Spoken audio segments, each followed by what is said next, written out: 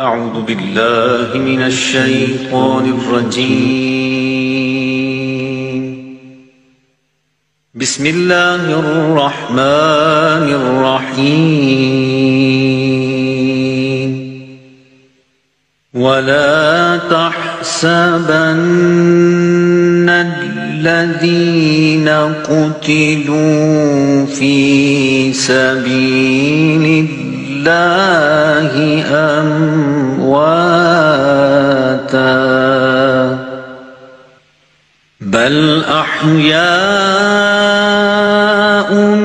عند ربهم يرزقون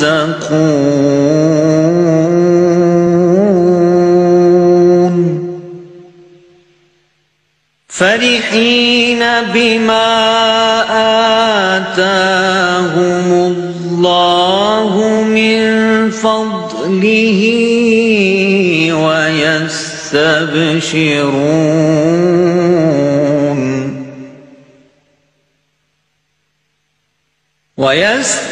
ويستبشرون بالذين لم يلحقوا بهم من خلفهم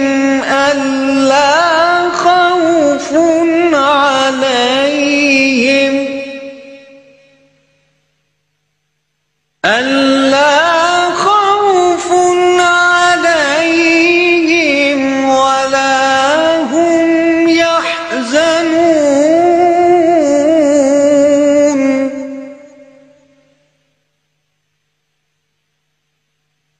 يستبشرون بنعمة من الله وفضل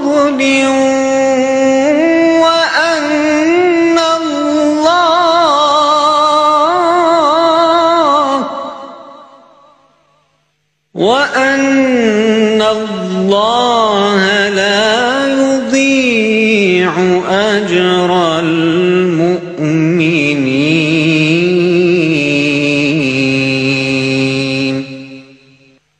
صدق الله العظيم.